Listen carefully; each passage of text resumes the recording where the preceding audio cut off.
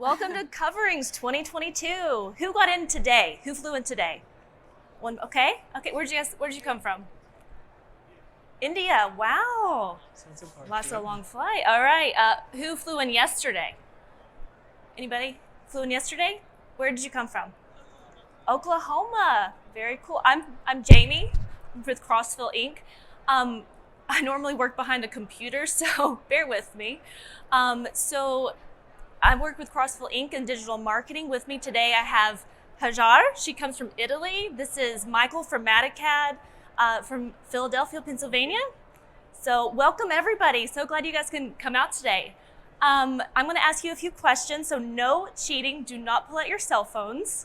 I'm going to ask you a few questions. If you think you know the answer, just go ahead and shout it out, okay? Are you guys ready? All right. How much screen time do you think the average American gets non-work related every day? How much screen time? Someone said 4? 6 hours? Okay, good guesses. Anybody else? 4 hours, all right. One more guess. 8 hours. Very non-work related. The answer is 7 hours. 7 hours, non-work related. How much time do you think that's only on a cell phone? Out of that 7 hours, how much of that is on a cell phone? A lot. 5? Okay. It's 3. So about half the amount of screen time people are getting is on a cell phone. And just food for thought, there is 2.87 million apps available for download on Google Play right now. 2.87 million. That's a huge number. How much money, this is the last question, how much money do you think was generated in online sales last year just in the US? So that's a hard question, but go ahead and shout out some answers. How much money online sales only, e-commerce sales? 25 million? Billion. Good guess. Nobody else? $257 billion in e-commerce sales alone. That's just in the US. So as you can see, that's huge. And having a strong digital presence in today's market is absolutely crucial.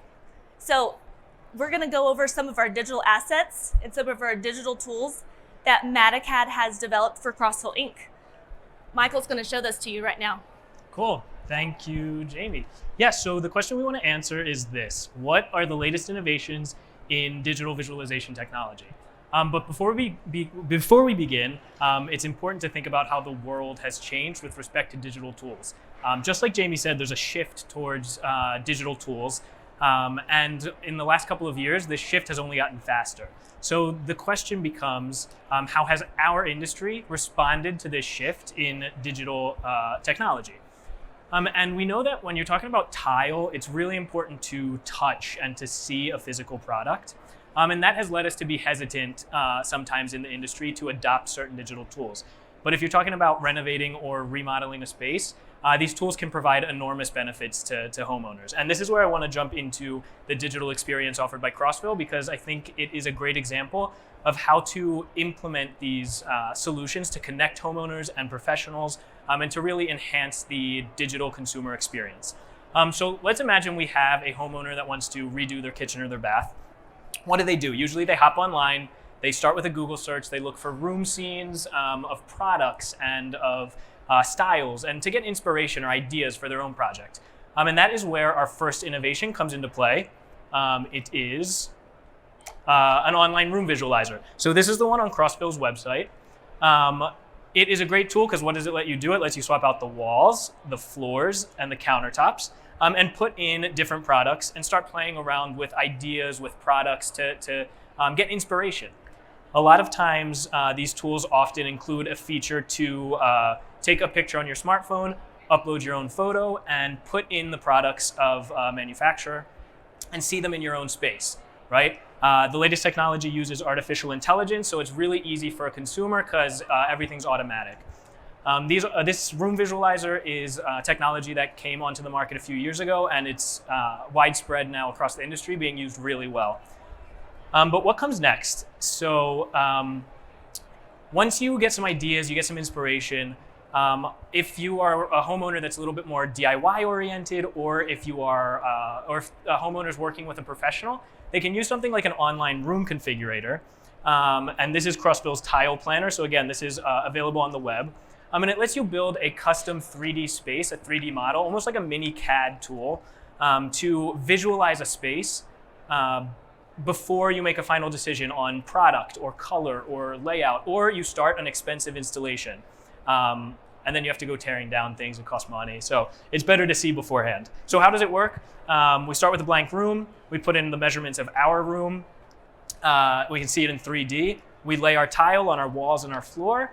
We put in our furniture. And just like that, we have a preview online in about 5 minutes of what a finished space is going to look like. Right? So it's an easy online way to visualize a custom 3D space. And we can see it in 2D as well, of course, for layout and that sort of thing. Sure, yeah. Yes, it is, but we're going to take questions at the very end. Yeah, no, you're fine. Yes, so this is Crossville's Tile Planner. Final thing I wanted to talk about really quickly was another tool on Crossville's website. And this is on the single product level. So we're on a product page here. Of course, we have a 2D image of a product with zoom. This is, of course, absolutely necessary for anyone selling product online. Now we need images. But what does Crossville do? They integrate our 3D product visualizer. And it takes that 2D image and it creates a 3D digital recreation of the product. So we can see it in 3D. And a customer can rotate, zoom in, see surface reflection, and interact with the product in 3D. So it's an engaging way for a customer to see a product online that goes above and beyond that 2D image. So all of these tools are innovations that are currently available. All of them are on Crossville's website. Currently, they're tools that Crossville makes available to you, to all their customers, to really enhance that digital experience. And now I will pass it over to Jamie to talk a little bit more about marketing. Okay, so thank you, Michael. You got it. So marketers are integrating these types of tools in some predictable, but some very unusual ways, non-traditional ways, I could say. So I had a friend buy a vehicle last year, and before he ever entered a car showroom or anything like that, he knew the make, the model, the color. He knew what engine size, the fuel economy. He even knew what dealerships had that car available. He had even calculated what his monthly payment would be. So I say all that to say this. Customers today are doing a tremendous amount of legwork on their own. People today are reading more reviews. They're more dependent on product ratings. There's YouTube channels dedicated to just unboxing products. So what does that tell us as marketers? That people are really interested in the educational part, and they need to know if that product works. Is that product going to work for them in their lifestyle?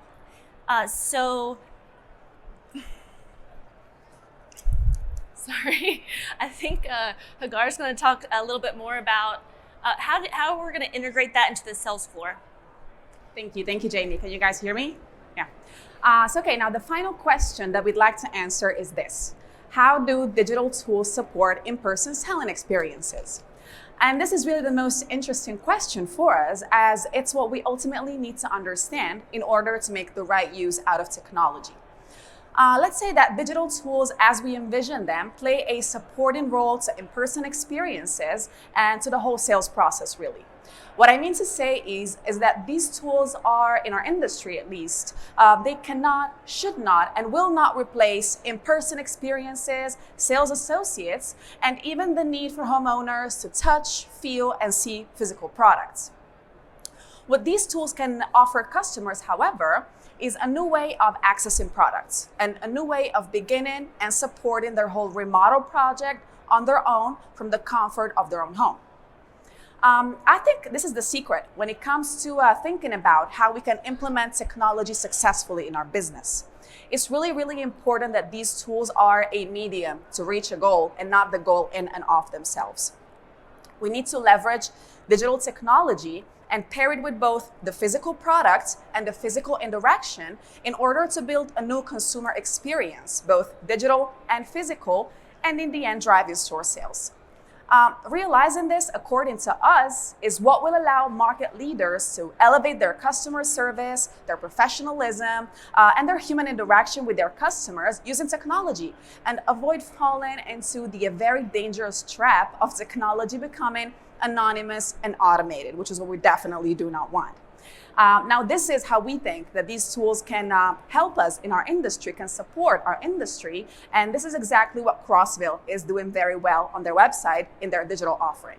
Now, I think Michael is going to talk to us a little bit about the future developments that we envision in technology. Go ahead. Yes, thank you. So the final question, is what's next, right? Where are we going from here? So we are going to continue to develop tools that assist homeowners and professionals in the visualization of products and of rooms. We envision these tools getting faster, more efficient, and becoming easier to use, because that is really important, that for a homeowner or a professional, it's something that's quick and easy, right? So some of the technology we have available today that I didn't mention yet are things like professional software where you can build a custom 3D project. And this is where you can generate your photorealistic rendering. So these are really the highest quality visuals that are available today. It's almost like seeing a photograph of a finished project, right? So you can use these in a design to really show your customer what a room is going to look like. So you can even see how this can be implemented in real life, right? Step 1 is your rendering. This is a computer-generated image. Step 2 is the installation of the actual space. And step 3 is the finished bathroom. In this case, it's actually my sister-in-law's bathroom at her house. I took the photo myself. So you can see how that works. Same thing here. We can generate 360 panoramic images. So this allows you to move around the scene, see the entire room in 360. Which is a great tool. And then, of course, the latest technology is virtual reality, an immersive room scene. So what is this? You put on a headset and you're actually inserted into the 3D space and you see it around you. So this is, definitely latest cutting edge. It's actually really cool to put on the headset and to see. So that's all I wanted to say. I'll just close by saying I think we're at a really exciting time. There's a lot of exciting things to come, and things that'll really help you in your business. So I'll let Jamie finish up. All right. Well, in closing, we've talked about some of the staggering statistics of why it's important to have a strong digital presence. We saw some of the tools that we're already currently utilizing and the ones that are probably going to be in our future. But we also want to remind everyone that this is not a replacement for a human connection. This is in addition to something that we're already doing. But it's just a way to streamline the process and help the people who are already going to be doing that tremendous amount of legwork on their own, just a tool to utilize so they can pick out the right product for them. At this time, we're going to open up for any questions. Yes.